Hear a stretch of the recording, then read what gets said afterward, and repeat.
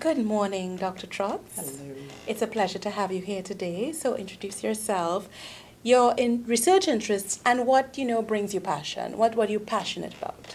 Beyond my children. Beyond your children and family. So I teach Caribbean studies and women and gender studies, and my work is on a number of things. So migration and diaspora, social reproduction and neoliberalism.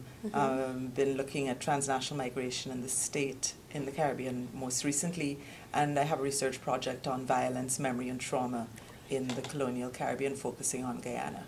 In terms of what I'm passionate about, it's not really about writing in the university. It's more, right now, I guess I'm particularly interested in what kinds of conversations can we have? What does it mean for me? The biggest challenge for me is not necessarily writing the academic article. That's a challenge. It's also boring, increasingly. The bigger challenge for me is how do I actually translate that work to different kinds of audiences? Right. So, I've edited a newspaper column for the last 6 years. I don't write every week, but how can I open up that column space to as many other voices, not just from Guyana, which is where the column is based, but to people across the Caribbean and in the diaspora?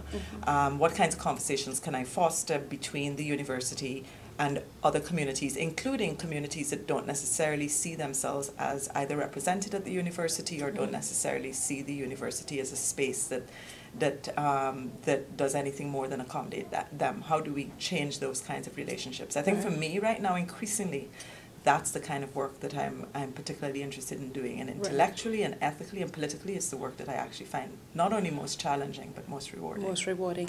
And you're using words to reach out to the general population, people. Unfortunately, words is the only thing. Indeed. That's the only thing that we have. I often say to people, you see that PhD in the doctor and people think it means a lot more than it actually does. And I think humility is one of the best places to start. It's the hardest lesson for us as academics to learn.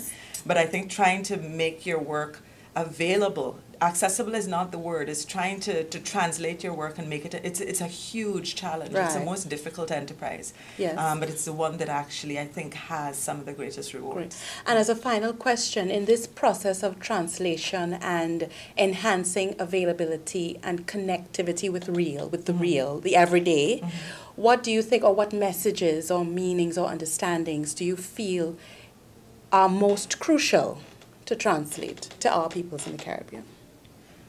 That's an impossible question. Because, for example, we do a column, it will get picked up on the street because the newspaper goes into print run, it gets picked up online, it gets picked up across the Caribbean, it gets picked up not just from the Caribbean diaspora, but depending on what the topic is internationally.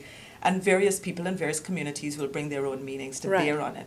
I think one of the biggest lessons I've learned from that, which is somewhat different from the more rarefied experience of publishing a book or an article, is that it's a really dialogical process. And this experience of editing this column for the last 6 or 7 years is not just about us putting stuff into circulation, but it's also not just the feedback, but the dialogue, the process of recruiting people, encouraging people to write, that you realize that it really is a two-way street. And if through that kind of work, one of the things we realize is that it's not just that knowledge is flowing from the university elsewhere, but it's a really relational process.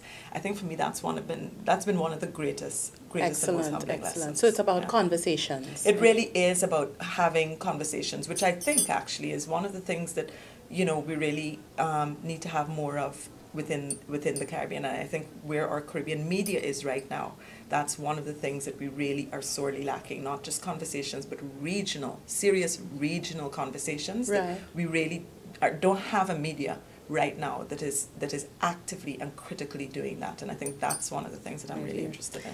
Thank you very much. Thank you. Dr. Trotz. Thank All you. the best.